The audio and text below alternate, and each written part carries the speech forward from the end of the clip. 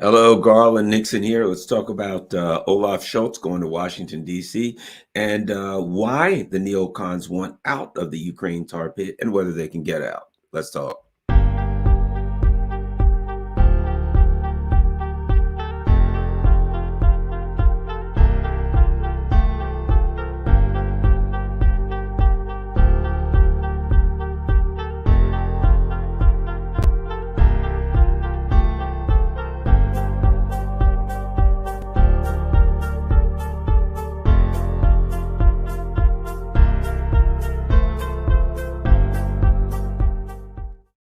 Hello, Garland here, and Olaf Scholz goes to Washington D.C. Let's start by listening to what he said, so if we can evaluate a little bit of it. Let's start off with a guy named Alexander Rohr. Before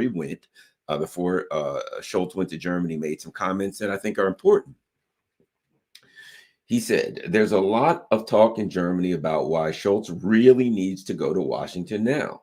Many believe that he and Biden are discussing everything on the phone. So what could have prompted Biden to allegedly call Scholz on the carpet in Washington? I think a lot has to do with the fact that Biden himself was recently in Europe. This is important, but did not visit Germany.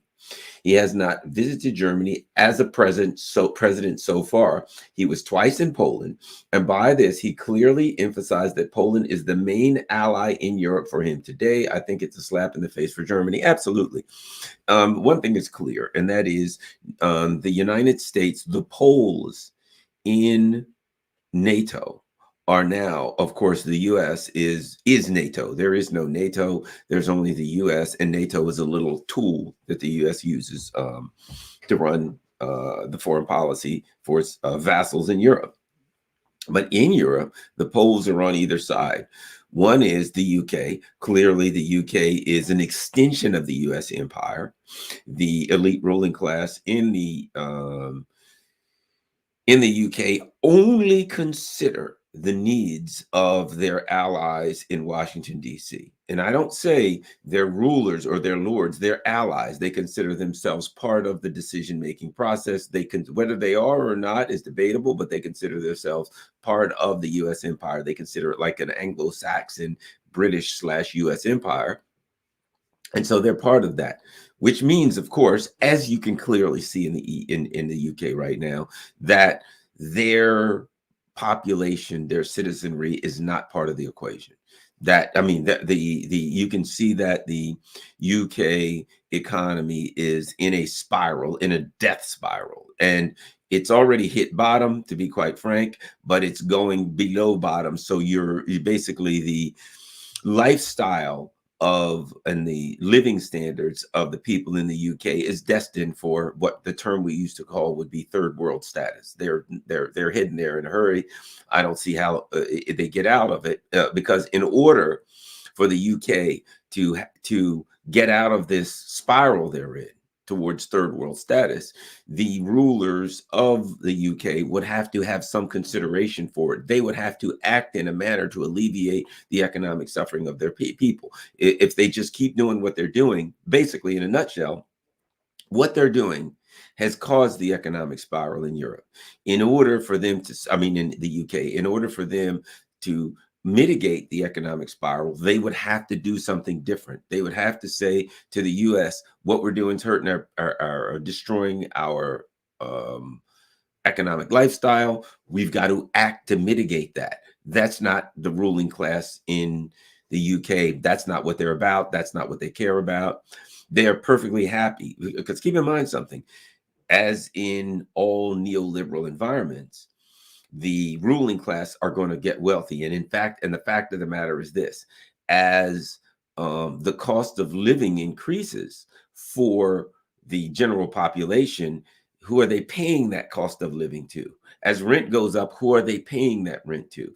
As the cost of fuel and the necessities of life increases, who are they paying those costs to? They're paying to the ruling elite who own the energy companies, who own all the various things that they have to buy and pay for. So as their pain increases, the actual wealth increases of the ruling elite, the people that are causing their pain. So the reality is, not only do they not care about the pain of the people in the UK, they're actually benefiting from it. So for them, as we've seen, whether it's 2008 or COVID, when the people suffer in a neoliberal environment, in a neoliberal economic environment, in a financialized environment, when the people suffer economically, the very, very wealthy get considerably wealthier. So the UK is there. The ruling elite have completely, totally decoupled from any responsibility for the citizenry. And if the people in the UK ever figure that out, I think they'll act on it. But right now, they're still living in a delusional landscape where they have a government. They don't have a government. They have a ruling noble class that's turning them back into peasants.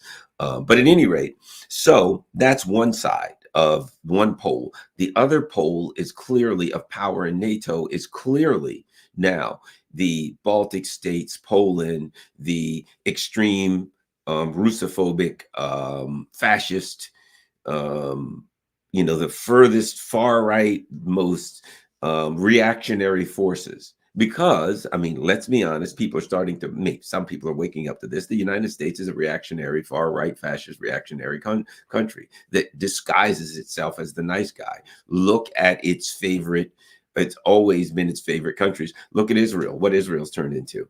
It's genocide city, it's apartheid city. The United States is like, hey, those are our guys, we're supporting them no matter what. Look what they've turned the UK into. And of course, if you look at Poland, if you look at the Baltic states, what's going on there? They're doing things like, it's illegal to think the word Russian. If you think the word Russian there, you'll get 1,000,000 years and get your head cut off. I'm being facetious, but you get my point.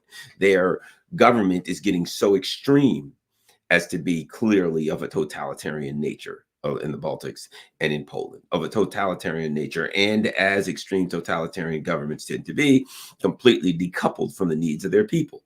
As the energy situation gets worse in Poland and the people suffer more, the Poland government says, what's wrong? How come we're not cranking up even more sanctions on Russia? How come we're not decoupling our energy even more from Russia? Now, it's going to put great pain on its citizenry, but look at the again, look at the UK and look at, say, a Poland, look at the Baltic states, look at them. What do they have in common?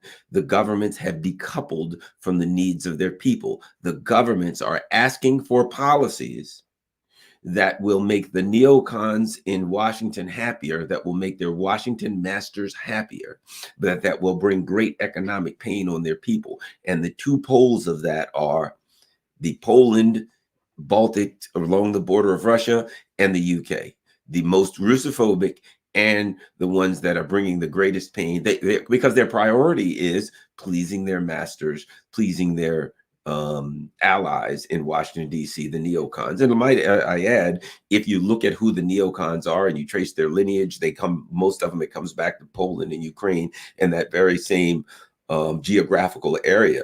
Now, remember Nina Jankowicz, Polish, Newland, look at her background, Ukrainian. I mean, on and on and on. You look at them, that's where they're from. And so they have what is considered a Russophobic,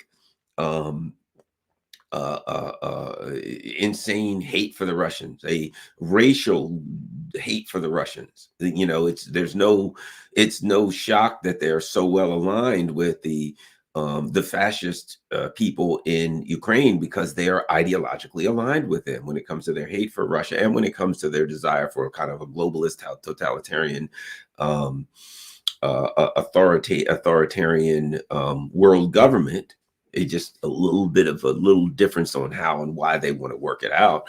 The Azov battalion, the neo-Nazis in Ukraine, they plain out and come out and say, we want to be the leader of the white world, the white race worldwide. So they have an ethnic vision for their globalist, worldwide globalism, right? They're globalist Nazis. They have an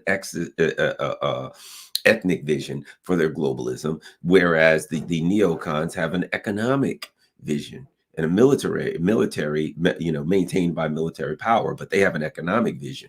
We'll go around the world, we'll steal everybody's resources. It's the same vision. It's we'll rule the world, we'll make the rules, everybody will have to do what we tell them or else. And it's globalist Nazis with globalist greedy economic bastards. Whatever the case, they're the same people with just a different motivation for their globalism, their authoritarianism, their totalitarianism. Now, so where was Germany fall into this? Well, here's the reality of it. Germany's got a nasty little history of that kind of stuff, right? A nasty little history of that kind of stuff. And that history is waking up in some ways. Germany played the, oh my gosh, never again Nazi stuff. And we don't want any parts of that. And oh, that's terrible. We got to outlaw anything related to Nazis. But here's the bottom line. That couldn't have happened in Germany. What happened in the 1930s couldn't have happened unless there was a cultural, how can I put this? Unless there was something in their culture, something in the DNA of their culture that allowed that to happen, unless there was an opening for that to come in. So the German government tried to pretend as though that fell out of nowhere. They didn't do self-examination and say, hey, why'd that happen? What it is about our culture that would allow something like that to happen, right? They didn't do any self-examination. They just acted like the whole Nazi thing fell out of the sky from another dimension. And then they woke up and everybody was sitting around smiling. And then they woke up one day and said, hey, we're Nazis. Let's goose step and go try to overthrow the world. Instead of doing the self-examination necessary to say, somewhere in our culture, maybe we should read Friedrich Nietzsche and see there's a little bit of something there that might have given us some hint, So the bottom line is this: they just outlawed stuff. You can't say Nazi stuff or wear Nazi iconography, and then there you go, it's good enough. Well, without the self-examination, it's like a person who is an alcoholic. There's a term called a dry drunk, right? Which is a person who's an alcoholic who stops drinking, but they still have the same alcoholic mentality. I heard a guy, he's really funny, a Judge Mathis one day. He's got a show here in the US, and he was talking about a guy who was a crackhead, and he says, you may have stopped crack, you may have gotten off crack, but you still got crackish ways, right? And all he was saying is, you still have the thought process of an addict, even though you're not addicted on the substance anymore. That thought process that got you addicted to the subject is that got you addicted to crack, is still there. And so the thing about Germany is, to be quite frank about it, this is my opinion, those can disagree or maybe not, they may have gotten the Nazis kicked out. They may have gotten the surface Nazi stuff kicked out of them, but because they never did self-examination, deep down in there was part of their society that would allow that to creep up again. And so, if you look at what's been happening now in Germany, there's the hatred for Russians. That was a big part of the Nazi thing. That was a big part of it, despising the Russians. Hitler, we hate the communists, we hate the Russians, right? And I've watched videos, you've probably seen them too online, where there are people like, yes, there's this woman, it's so Nazi. It is so, a lot of people might have seen this video, and she's like, yes, the Russians, they may look like Europeans, and they may sound like Europeans. Now, I'm going to be a little facetious. They might even smell like Europeans, but they hate Europeans, right? That's some Nazi crap right there. Yes, sirree. What difference would it make if they're Europeans or Asians or Africans or Latin Americans or Canadians or whatever the hell, or Inuit Eskimos? There is an implication when you say they may look like us and sound like us, but they ain't us. There's an implication there. You're implying that your group is superior to their group. And though they may look and sound like the superior group, they're still inferior. That's Nazi shit right there. That's Nazi stuff right there, right? And so we've seen that, like, I was watching this thing the other day where the Germans they had this anti-war rally, and they said the police were there to make sure that they didn't sing Russian songs, because that's been illegal, outlawed. You can't sing a Russian song. I'm just saying, you may not be wearing a swastika, you may not be goose stepping, you may not be seaguiling, but I'm just saying, you may not be on crack anymore, but you still got crackish ways. Okay, you get the point. You may not. Oh no, we're not. And now you're starting to see, tanks with a plus sign on them heading up to the Ukrainian-Russian border. I'm just saying, you may not be on crack anymore, Germany, but you still got crackish ways until you do some self-examination. It's there. It's still there. See, what the Germans didn't, and this is what people don't want to do. This is what human beings don't want to do. We don't want to do self-examination. We want to do something stupid. We want to do something screwed up. And then we want to say, I'm sorry, and think that fixes it. I'm sorry. I guess I shouldn't have done that. Oh, darn. This guy Murdaugh or whatever that killed his wife and kids, they're like asking the guy, hey, you stole $15 million from a client. And he's like, yeah, I shouldn't have done that. That was wrong.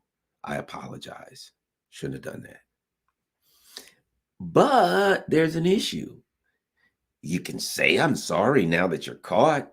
And you know what it sounds like? It sounds like this. I'm sorry I got caught. The 15 million was nice, but damn, I got caught. I'm so sorry I got caught. That's all I ever hear when people say, I'm sorry I got caught. So Germany, they never really came out and just like, we need to do some self-examination, figure out what's up with our culture, how we got there. So now they're hating on Russians again. And again, the self-examination, which should just be like, time out. Damn. Seems to me I've heard this song before. It's illegal to sing a song in Russian. I don't know. Maybe we should think about, perhaps we've been down this road before and it didn't work out in our best interest. I got an idea. Why don't we just send some tanks to the Russian border with a friggin' plus sign on them? That ought to solve everything. So, needless to say, the Germans got no shortage of issues. But what they've done this time is they've become subservient to a master that has no conscience. So in reality, what they've done is they've got a bunch of leaders who they have thought that these are the people looking out for us, these are the people working for us, and these are people that are going to protect us. And in reality, it's the opposite. These are their captors. These are their prisoners. Right. And if they didn't know it before, they blew the hell out of your pipeline. They ought to know it now. Right. But so it comes back to Biden comes to Europe. He goes to Poland. He flits around Europe a little bit, but he doesn't go to Germany. Well, here's what I would say. When Victoria Nuland said F the EU, mainly she was talking about Germany and France, maybe Italy, but first and foremost, she was talking about Germany and France. The neocons hate Germany and France. They despise Germany and France. Why? Because Germany and France is not compliant enough. When they say to you, we want your people to starve so that your ruling elite can do what we want. And don't worry, ruling elite, you'll make out like kings. Then they want them to do that. And the Polish leadership, the government is happy to do that. Hey, Poland, we want you to starve. And Poland only cries because they're not doing enough. The Polish government says, well, we want even harsher policies that'll make life worse for our citizenry. Poland will say, how come you're not making our citizens, their leadership will say, how come you're not making our citizens suffer more? Our citizens are not damn near suffering enough. We need even harsher policies. We want our citizens to be living in the Stone Age. We want them wandering around, hoping to gather some mushrooms that they can eat and living off of wild onions. Then, boy, that'll really show the Russians. That's what the Poles want. And the UK is like, citizens? What citizens? We don't recognize the existence of those peasants. If they die, whatever, less peasants to feed, right? The German government is trying to have it both ways. The German government is trying to maintain the high standard of living that they expect, that they're trying to maintain things going on there, at least a certain element of the German government. They're used to economic privilege. Let's not forget, the EU was about Germany. Germany was lending. The German banks were the economic engine of the EU. So they're Greece or Italy or whoever, they have a problem, they have an economic problem, and the German banks prey on them. which is neoliberalism. They prey on them. Really, how can we make money off of Italy or Greece or whoever? How can we make them suffer, and how can we get more money? So Germany is basically economically preying on the rest of the EU and getting richer and richer, and basically saying we control this EU, and they're laughing and grinning about it. Well, now, guess what? Chickens are coming home to roost. So now the German people have an expectation that really they're supposed to live better than anybody in the EU. They have that expectation because they've been living best in the EU. And now the German government is trying to walk that chalk line. They're trying to walk that skinny line where they maintain this standard of living for their people. And they're doing this through these massive outputs of finances to help people pay for fuel and things like that. Otherwise, they're in the same shape as the UK. They're in the same shape as the UK right now. They just that their citizens don't know it because of the massive outputs of money from the German government. And how long can they do that? A year, 2 years, 3 years? They can't do that forever. They're just going to print money. The time is coming when they can't do that. But right now, they're trying to hold on, hoping that, as they say, hope ain't a plan. They're hoping that something will happen. They're hoping they can find a way to get this Ukraine war ended and they can move forward. But what has actually happened is they've become totally economic dependent on the U.S., and the U.S. has no mercy for them. So the economic well-being of the Germans and the Europeans is, if you can get the hell out of there, it's probably a good idea because your future is not economically bright. But at any rate, so as we know, Biden goes to Europe. He doesn't bother with Germany because why would he? He's got two reasons. Number one, they can't stand the Germans. He hates their friggin' guts. The neocons despises them. Number two, they just blew Germany's pipeline up. And if he goes to Germany, somebody might ask that question. And even if they don't ask, it brings that question up. But the alternative media will all say, well, Biden's in Germany. Better watch your pipelines, guys. And people will start asking, maybe they're also afraid that somebody in Germany, he couldn't go to Germany. Biden and none of his team can go to Germany anymore. They can't go to Germany because just their presence in Germany creates the question, Biden at least. I mean, Lloyd Austin can go to Ramstein Air Base, which isn't Germany. Let's face it. That ain't Germany. Germany ain't got no say there. Germany doesn't have to say anywhere in Germany. So sure as hell they ain't got none at a U.S. Air base. So Biden can't go because now if he ever goes to Germany, it creates that question. What the hell, Joe Biden, did you do? You blew it up. Somebody might ask. Can't do it. So that's out. So with all of this going on, Scholz goes to Germany, and let's see what happens. I mean, goes to whatchamacallit, goes to Washington. Let's look at some of the quotes. I know it's not been easy, very difficult for you, Biden said, as quoted by the White House. Yeah, when you get your pipeline blown up, kind of causes some trouble.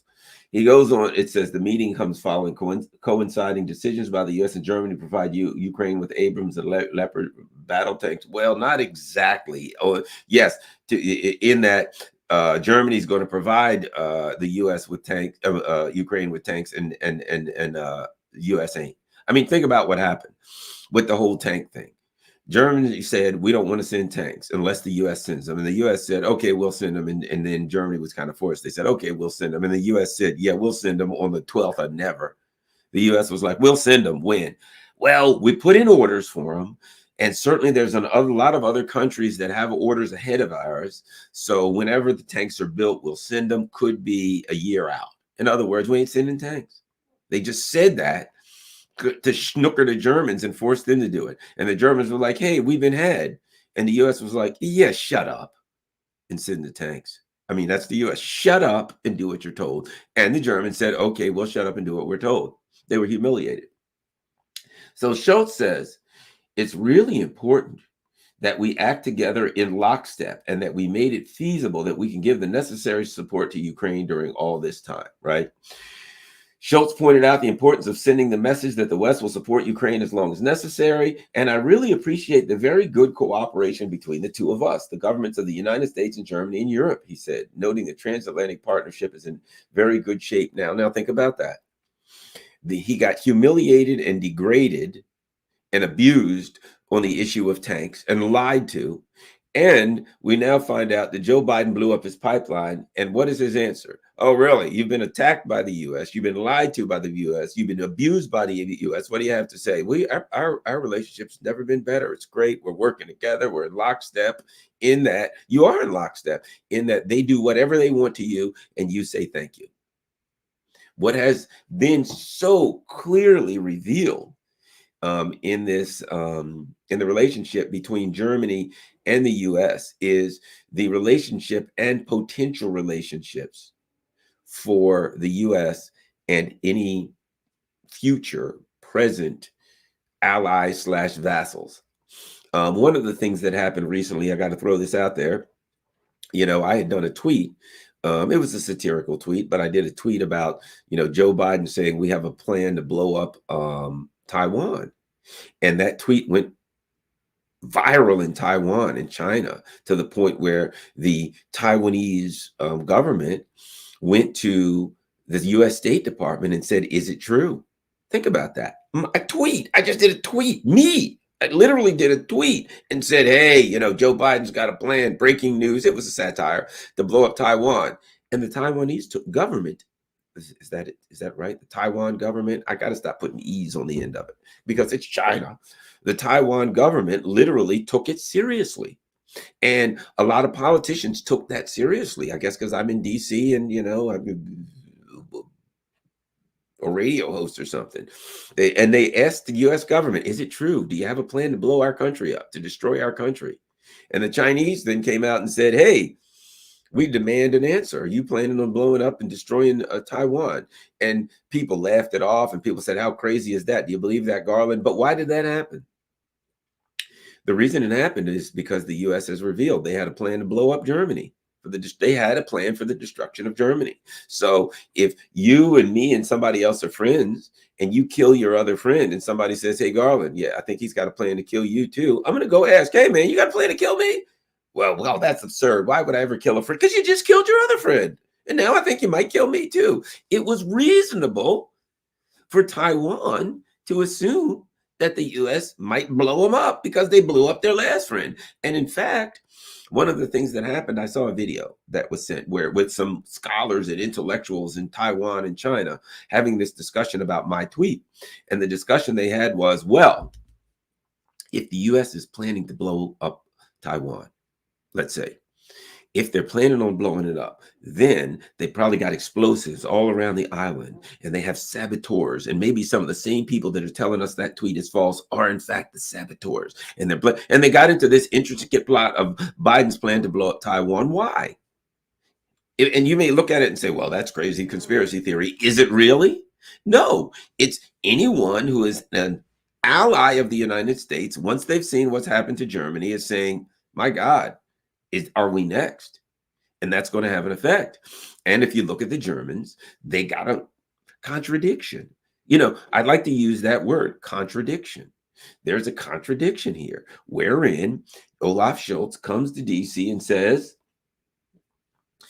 I really appreciate the very good cooperation between the two of us and the governments of the United States and of us, the governments of the United States and Germany and Europe.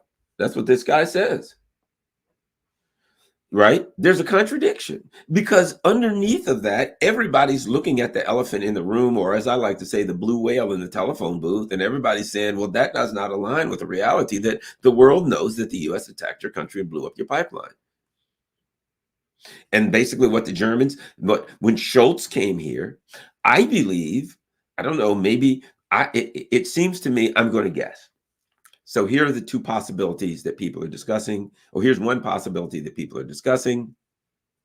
And I'll throw that out there and I'll give you my thoughts of what I think it may be. And that is option one, Scholz has some issues. The corporate interest in his country are getting jumpy. They look at now Biden now saying we're going to have to sanction China. And they know that their economy is just about destroyed. And they know that if they sanction China, it's over. It is over. They are in that Germany becomes a country in dire poverty.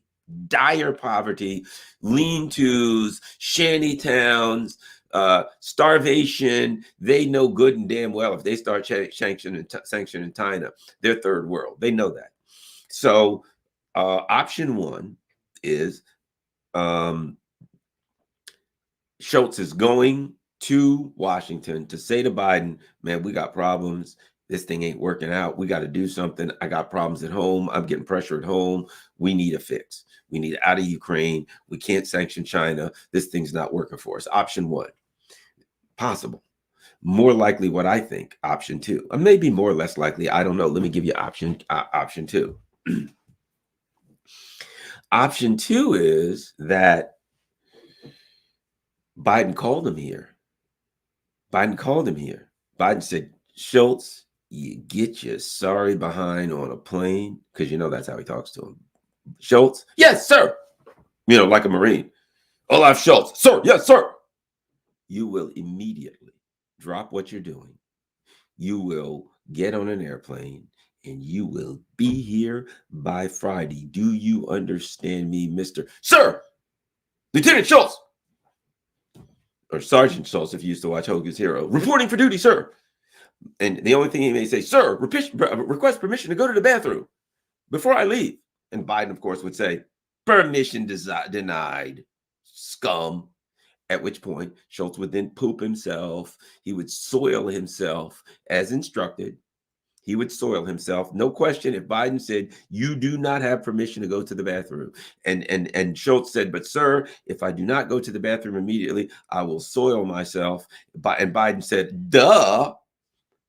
Really? You think I haven't figured that out? That's the plan. You see, Scholz, you have not been humiliated enough. You have not been degraded enough. You still feel as though you're a human being. I want to demonstrate to you that as far as I'm concerned, you're not even a human being. And until you sit and look me in the eye with a straight face and soil yourself on camera, I will not be happy.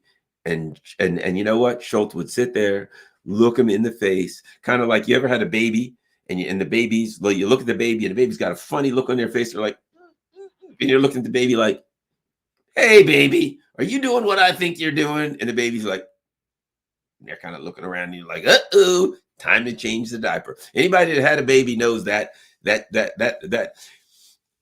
guilty kind of look a baby has when they're doing something in their diaper that they really shouldn't ought to be doing. But they don't really care because you're going to change the diaper, right? That's your job. Shut up and do what you're told. There you go.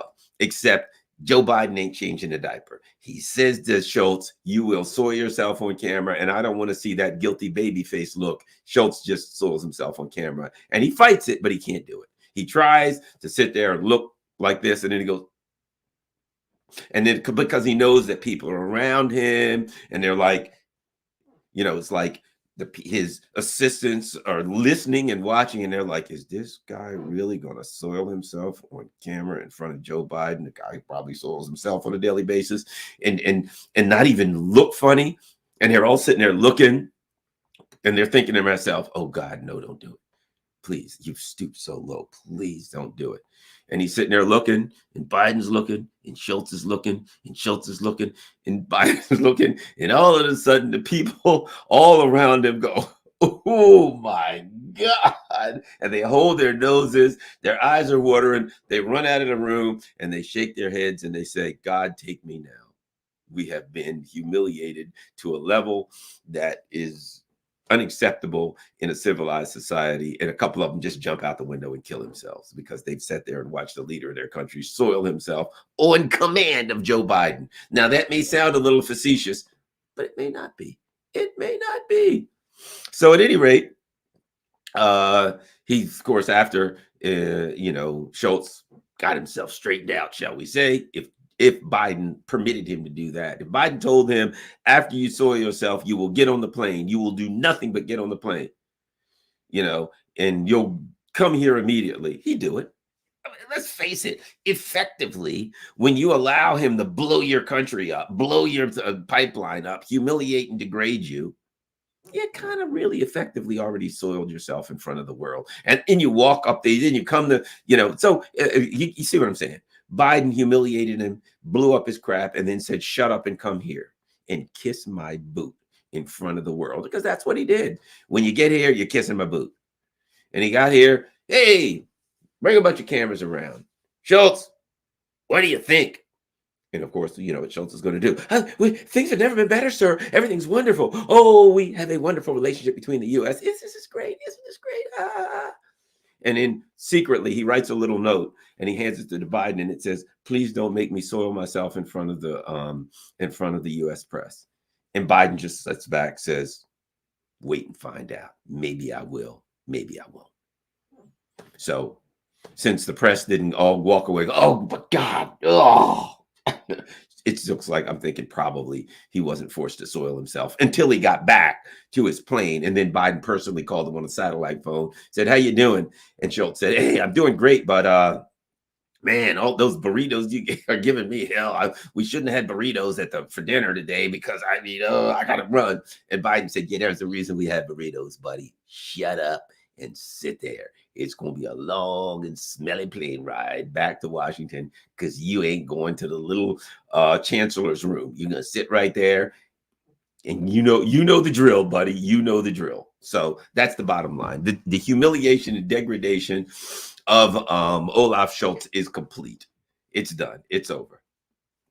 Now, let's move forward from there to Ukraine and what's happening with that, because I've already done a little over half the show. So let's go in there. The second thing I guess we need to discuss is, and this is something interesting. The neocons, you got to give them credit for one thing, and that is they have a firm grasp of the obvious. The neocons right now, Biden and the neocons came to power, and their thing is this: man, we're looking around the world. Russia, China, India, Saudi Arabia, Brazil, these other countries are rising and potentially rising. And that means we won't be able to tell everybody what to do anymore. They're getting stronger and stronger. And so we need to crack down now before it's too late. The problem they got is it's already too late. So not that it was ever not too late, but particularly now. So they look at it now and they're like, okay, Russia and China, there's all these countries rising, but at the top are Russia and China. So we got to get out of Afghanistan quickly, right out of, because we got a lot of resources there and we need to put it other places so we can try to hold down Russia and China, right? So they execute the Ukraine strategy. We all know what that is, right? We're going to make Ukraine this military weapon. We're going to draw Russia into this, and we're going to use that to weaken Russia. We're going to weaken Russia. We're going to tear Russia, break Russia up, and then we go to China, right? Because we got to take Russia out first, because they think about this. And I mean, it makes sense if you're an evil bastard. China needs energy. China needs raw materials and resources. As now, keep in mind something. I got to add this. This is critical. People think of Russia and China. There's three adversaries here that the U.S. needs to take out: the EU, Russia, and China. Three big, powerful markets. Three markets with that are making things, that are providing commodities, that are creating things, and that are creating bigger markets so they can buy from each other. So you've got three interactive markets in Russia, China, and the UK. Now, let's go backwards. At the end of World War II, when the U.S. rose to great prominence and power, what was going on? Those three, and that in Japan, those three particularly, who were world powers, were all flattened from war. So the U.S. didn't have those. They didn't have that competition. It could easily rise and easily take power. As those countries quite naturally rose up again, they became more powerful. They began to interact. They became to have a symbiotic kind of nature of their economies and trade, and they all grew together.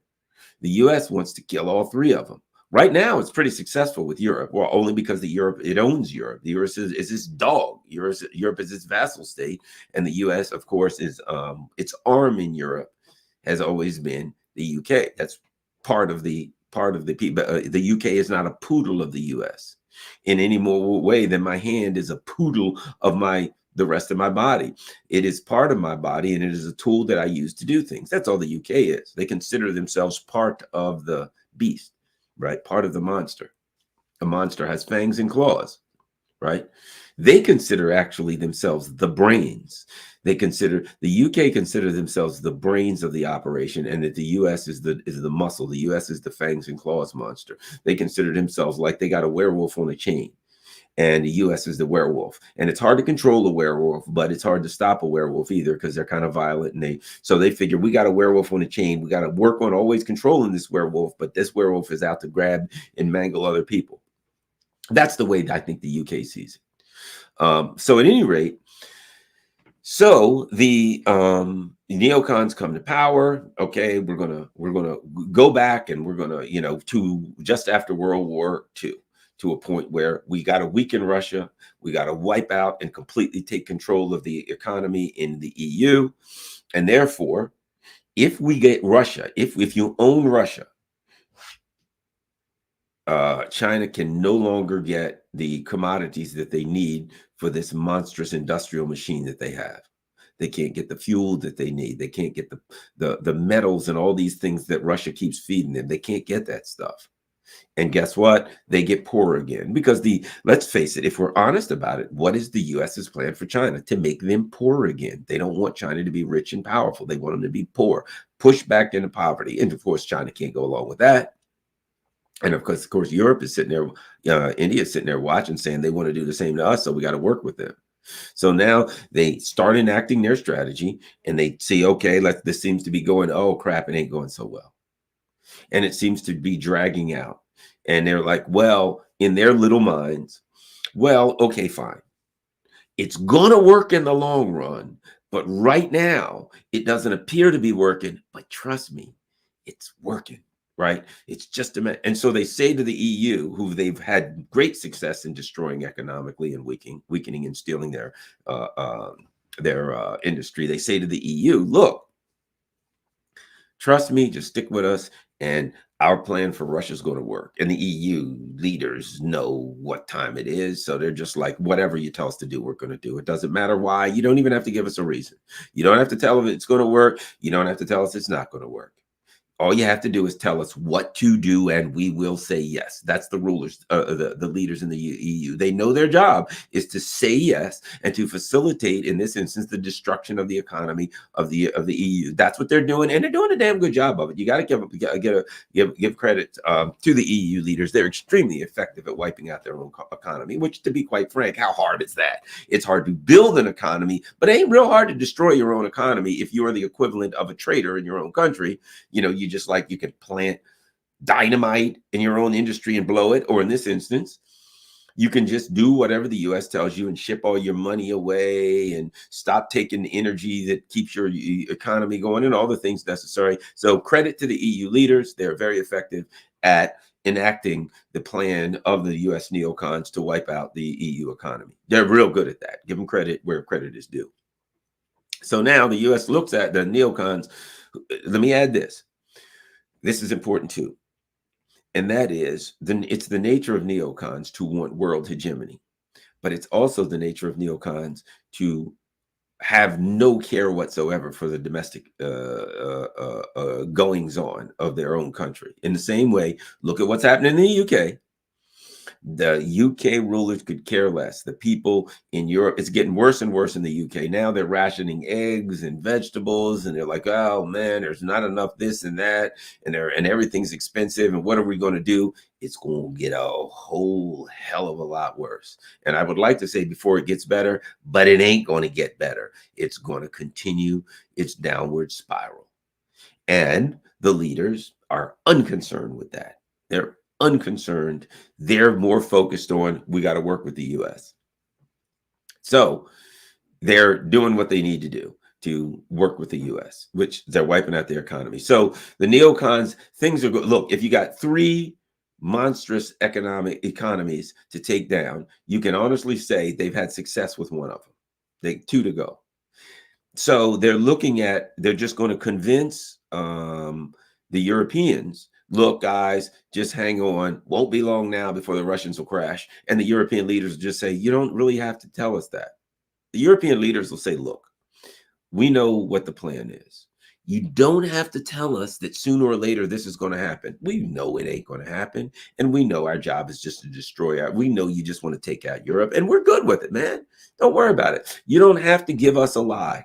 We're good with it. You could just say, really, Biden could just bring in Scholz and Macron, et cetera, and say, look, guys, I don't even really know if this Ukraine thing's going to work. Things ain't looking so good right now, but wiping out your industry and destroying the lifestyle and the standard of living for your people is going along pretty well. You good with that? And Schultz, Macron, and those people would say, not a problem. Yeah, we're down with it. Yeah, let's roll. Let us know what you want us to do. We got to pretend that we're against it, but we're good, man. Let's make this happen. Man, you couldn't ask for anything better than that for the neocons. So they just give them a line. Yeah, it's working. Now, meanwhile, they look at this and they say to themselves, well, this is going to turn on. Let's just keep our fingers crossed here and hope something happens to turn in our favor. Kind of like, I'll put it to you like this. Kind of like, I remember one thing I was involved in, this land sale, right? And let me give you a whatchamacallit. So basically what happens is these people, they had this was around right after the 2008 crisis, and some people owned some land and they were having struggle holding on to the land. But because of issues with the bank couldn't repossess the land. So they went on for a couple of years. They didn't have to pay anything. So finally, the bank sends them a letter, and the letter says, you have to respond to this letter by, let's say, July 1st. And you respond to this letter by July 1st, and then we will move forward with our next thing in court to take the land, right? And they were having a discussion, and I said, here's what you want to do. Here's the plan. Let me give you the plan. Do you know what you want to do? No, we don't have any idea. All right. That's 90 days between now and July 1st, right? Yes. Respond on the last possible day. Why? Give yourself as much time. Maybe you'll come up with a plan. Maybe something will break your way. But what you want to do is, you got 90 days. If you respond now, they can start acting now. If you don't respond until the last minute, you got time to maybe come up with a plan. Maybe something will fall your way, but always give yourself as much time as possible. So they did it. This went on a couple times, to the point where they were supposed to be in court talking to the they had to meet with a judge, and they had to meet with the attorneys from the company that was trying to take the bank that was trying to take the land, and that we're able to get this, we were able to get this postponed for another. And then some things happened kind of serendipitously. Some things happened that broke in their favor. And because they were able to drag this thing out from like March or April till like the next November, things broke their way. They were able to keep the land. They were able to do some things. They were able to get some, get the land, surveyed, and get the land appraised, and get it appraised at a low price that they could afford to buy it back and pay it off and get a loan. And they ended up keeping this a very, very valuable piece of land they were able to keep, because they didn't necessarily have a plan, but they stretched things out, hoping things would break their way. And they eventually came up with something and came up with a way for things to break their way. It'd be just simply because whenever someone says you got to respond by November 1st, you respond on the last possible minute you can respond to give yourself time. Why do I say all of that? The neocons are looking at Ukraine right now saying things ain't breaking our way. Let's try to drag this thing out a couple more months, and hope, we don't know, but maybe something will break our way. Now, in this instance, things ain't breaking their way. Things ain't never going to break their way. They jumped into something, and they had a plan of how it was going to turn out. And once it didn't turn out that way, they didn't have a backup plan. And now, when you talk about geopolitics and geostrategy and military strategy against Russia, who does have a plan. See, the reason these people were able to be successful was they didn't have a plan, but their adversaries didn't have a plan. Their adversaries were just like, let's try to take the land here. Send them another letter. Give them another 60 days. Go to the court. Oh my gosh, they proposed them up, but they didn't have a strategic grand plan on how to do this. And these people were able to defeat them. The problem the neocons have is the Russians do have a plan, as do the Chinese.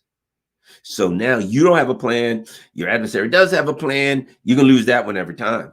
You're going to lose that one. You're waiting for something to break your way. They ain't. They're making it break their way. So the neocons are simply saying to the Europe. So I'm going somewhere with all of this. The neocons are saying to Europeans, hold tight, keep wiping out your economies, and we'll see what happens. And I'm sure things will break our way in Ukraine. We don't have a plan, but let's hope. We'll come up. We got a narrative. Then here's the narrative: the Russians are losing, and things are going to break our way. So we'll keep pushing this narrative, and we'll hope for the best. Now, what the neocons then look at is this: but we're kind of screwed because Russia's growing militarily, and Russia's very, very powerful. But China is the real issue here because of their economic power. Well, what they don't realize is they got two issues. Russia's proximity to Europe is a huge problem for them because the Europeans at some point are going to need a security plan with Russia. And how are they going to get it? And at some point, this is going to end. And at some point, the Europeans living so close, the people of Europe are going to say, we want this thing resolved. We need a real security plan that benefits us. So the neocons see China as the big problem because of China's economic prowess. And don't get me wrong, in a way, they're right. China's economy is growing, and it's going to outgrow the U.S. exponentially. 25 years from now, the U.S. will be a mouse much sooner. If the U.S. didn't do things this way, it wouldn't be as dramatic. But what the U.S. is doing is exponentially increasing the growth of China and the negative growth of the U.S., the crash of the U.S. But the neocons look over there and they say basically this: we can't wait any longer. China's growing too fast. China's getting too powerful. We have to get over there and try to snuff their little growth out. We got to stop it before it's too late. The problem is, look, it's kind of like this. You ever see those things with the tar pits where the dinosaurs, you've probably seen videos, where they make up these videos or these cartoons where the dinosaur gets one leg in the tar pit and he starts pulling. He's done. That first leg gets caught in the tar pit, and he starts yanking.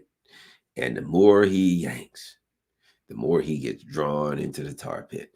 As soon as that first leg gets in the tar pit, it's over. He's done. It's just a matter of time now. It's how long before this dinosaur's, trunk or whatever sticking out of the tar pit. His teeth are sticking out of the tar pit. And then eventually there's nothing but bubbles, and the tar pit has eaten another dinosaur. It's done what tar pits do, right? The U.S. is that dinosaur. Ukraine, they got their leg in the tar pit. And they somehow think that it'll be like this.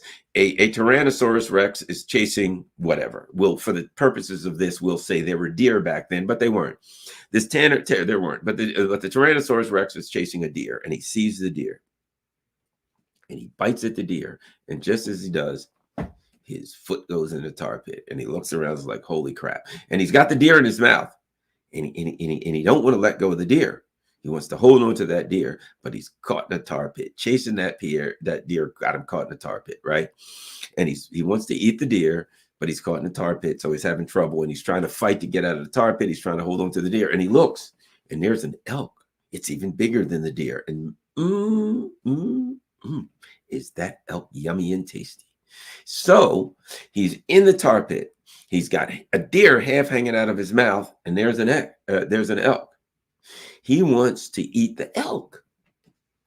He don't want him to spit the deer out because he's got the deer. Deer's yummy. Who wants to get rid of a deer? You're eating a deer. You're a Tyrannosaurus Rex. And over there is an elk. So he wants to eat the deer. Meanwhile, he wants to figure out how he can reach over and bite the elk as he has the deer. But he's kind of forgotten that he's got one leg in a tar pit. So the bottom line is this. He can bite at the elk if he wants to. He can hold on to the deer. He can do all of this stuff. But at some point, that tar pit's going to do what tar pits do. The U.S. has got its leg in a tar pit.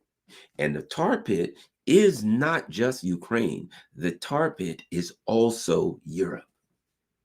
The U.S. has turned Europe into a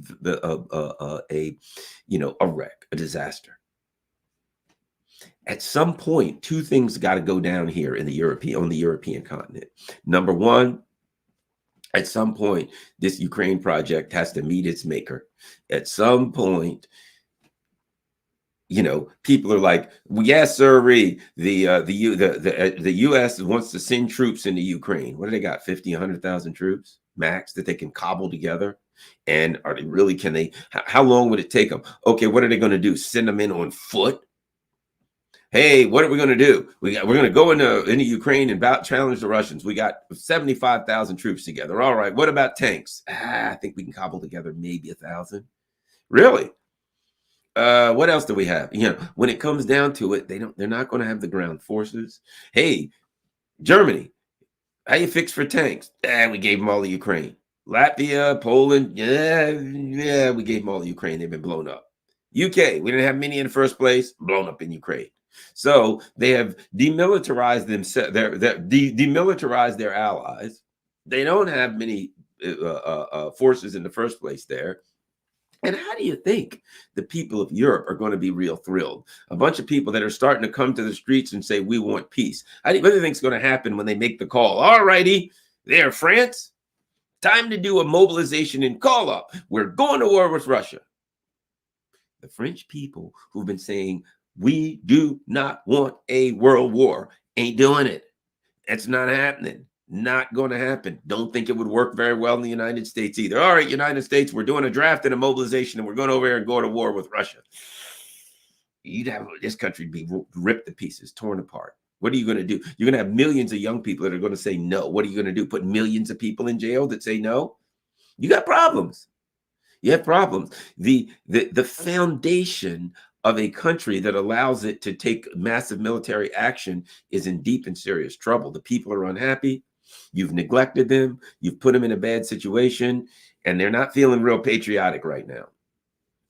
So this Ukraine project is in a disaster, and it's in big problems, and all of Europe is falling apart, and that ain't going to work out well in the long run. But meanwhile, the neocons are like, we got to turn to China. Here's the problem they got. How do you do that? How do you do that? How do you say, the only thing you can really is aggravate China a little bit.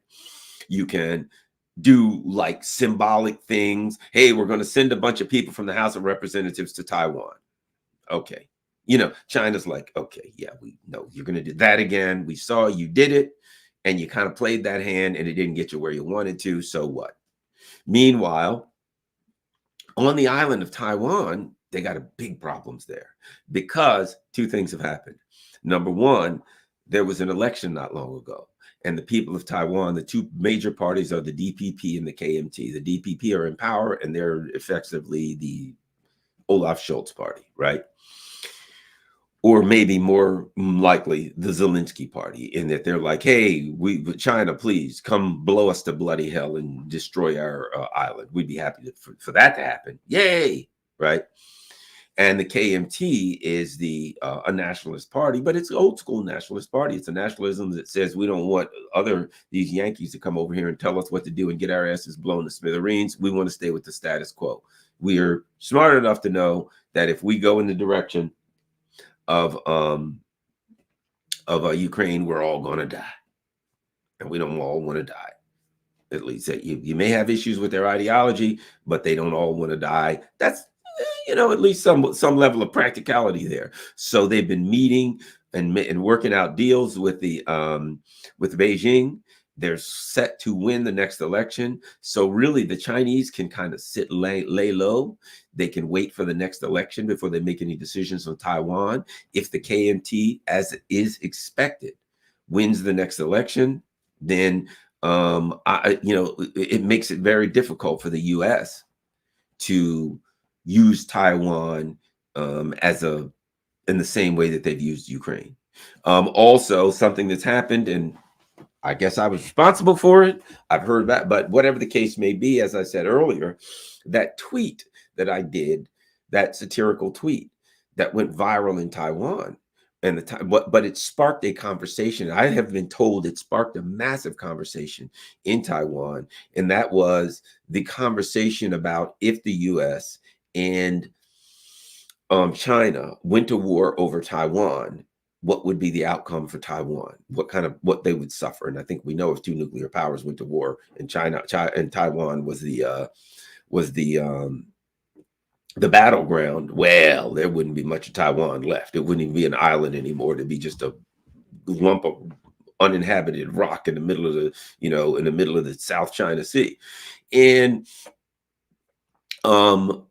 that conversation, I think, unintentionally on my part, but I think that conversation is going to have an effect on the next. I really believe it. I wasn't trying to do it, but I think that conversation will have an effect on the next election. They're taking into account how the U.S. treats its allies. They're taking into account what's happening in Ukraine, and they're like, boy, we don't want to be that. And meanwhile, they're watching Ukraine, and they're going to see the outcome.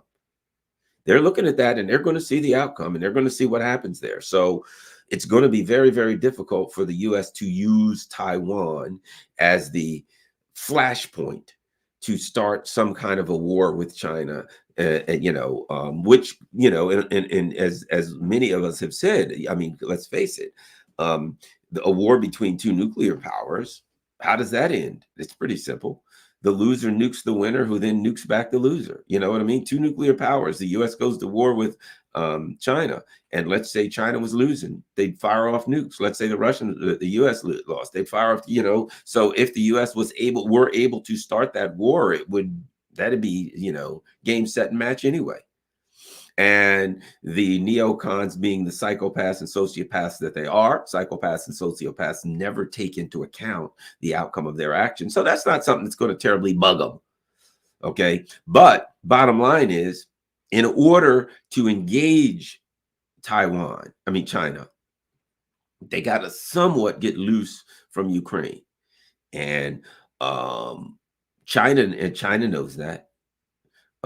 Keep an eye on the meeting between Xi Jinping coming up in the next couple months and weeks or months, I'm not sure exactly when, and Vladimir Putin.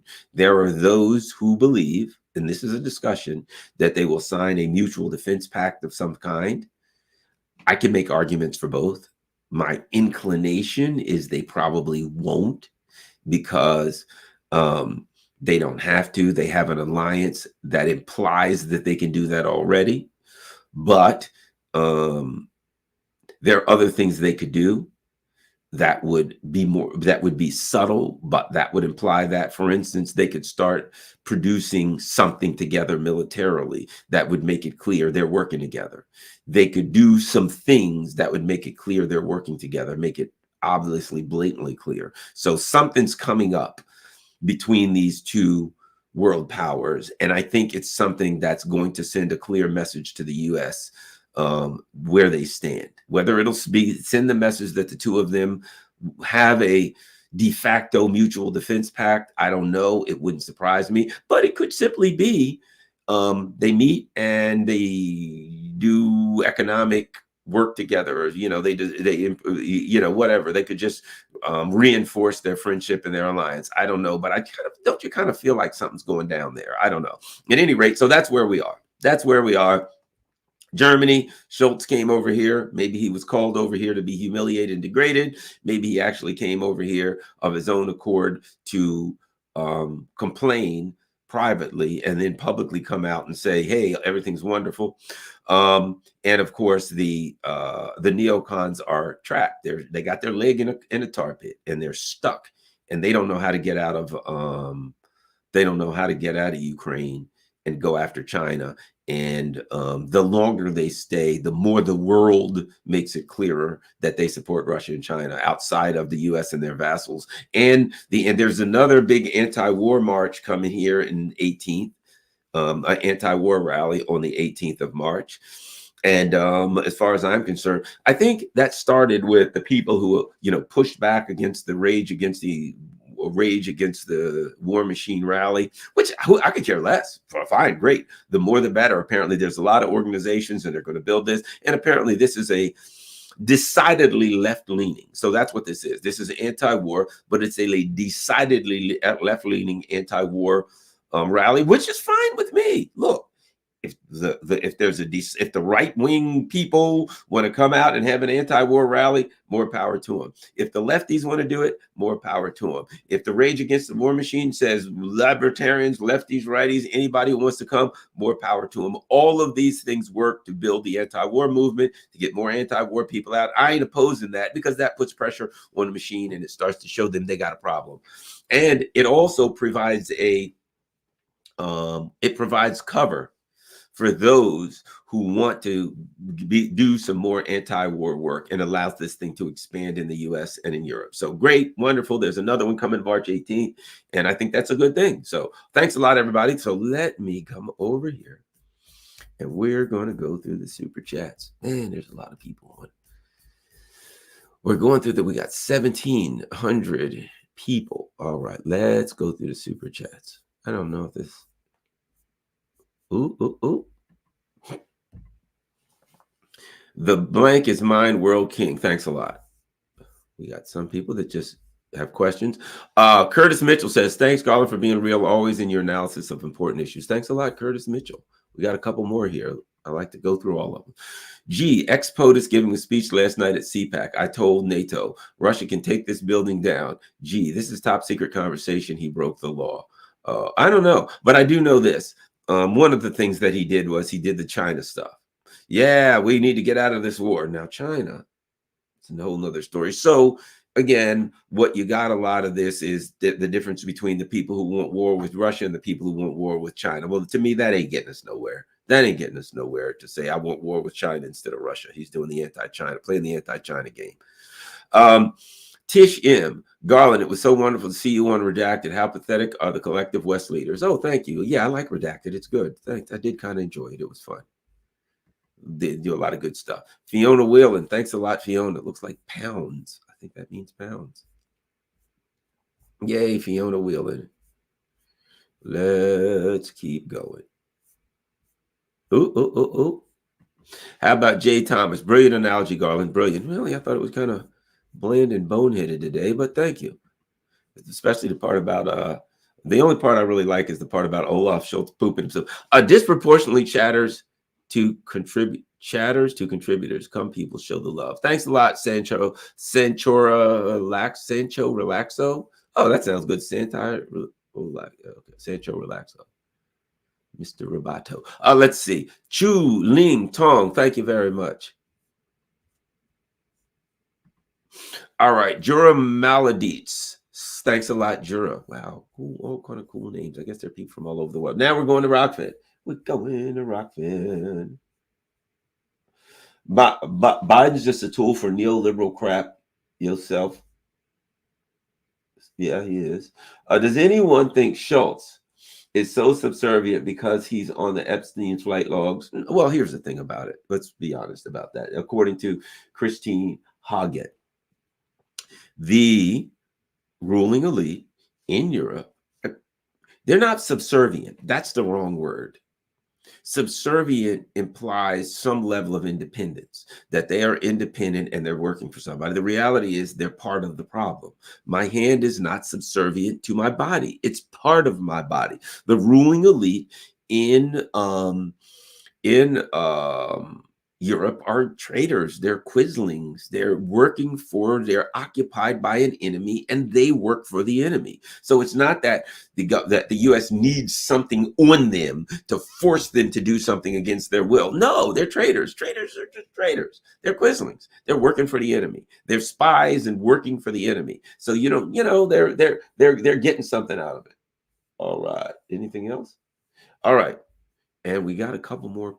I think we got another super chat. How about we go to Charlotte May says, heard there's 83% high grade uranium found in Ukraine. Is this what the U.S. is after on Gravitas News a day back? I don't know. I don't know. You know, anything's going on in Ukraine, the U.S. knows about it. Let's face it, they had 46 bio labs. They've been in Ukraine for years. So I would say, excuse me for yawning, anything on in Ukraine, the U.S. not only knows it, it's a part of it. If there's 83%, um, if there's 83% uranium in Ukraine, then it's only because the U.S. built it and put it there. All right. I think that is it all. All right. Thanks a lot, everybody. I will say this. As you know, everything's going across the bottom here. All my information's there. If you can help the channel, that's great. Patreon.com, as you can see, /Garland Nixon. If you can do $3, $5, $100 a month, whatever you can do is I certainly appreciate. Oh, Sparky says Garland Nixon tweets are an important tool. Yes, I like tweets. I don't know if they do anything. I just do it because it's what comes out. Let's not forget, there's patreon.com, PayPal. If you like PayPal, buy me a coffee is always good. A lot of people do buy me a coffee. A lot of people buy me a couple of coffees. And there's my Cash App information, rockfin.com. As you know, I believe it is important for all creators on YouTube to have a second, at least one other place where they do their videos. With me, it's Rockfin. I support Rockfin. There's no advertisements on Rockfin and no censorship. Two good things that I like. So that's why I do Rockfin. So everybody, please follow me on Rockfin. Just in case I get tossed off of YouTube, every now and then I'll get censored to one of my videos and they'll say, oh, this video can't be seen, but you can still go to Rockfin and find it. So sometimes people go to Rockfin and they'll say, hey, I see this video on Rockfin, but it's not on YouTube. And I'm like, yeah, I got thrown off YouTube, but not on Rockfin because it's a free speech platform with no advertisements. And of course, you say, no advertisements. How do they make business? Well, you can become a subscriber. It's like $14.99 a month. But if you join for a year, they give you a couple months free and it becomes much cheaper than $14.99. If you can become a subscriber, help keep Rockfin on the air, help keep it strong, I certainly appreciate that. I do a subscriber only show, one every week, which is from 9 to 10 a.m. on Wednesdays with the one and only Scott Ritter. Thanks a lot, everybody. Certainly appreciate the support. Had a great time today, as always, and share this on all your social media platforms. I'm out.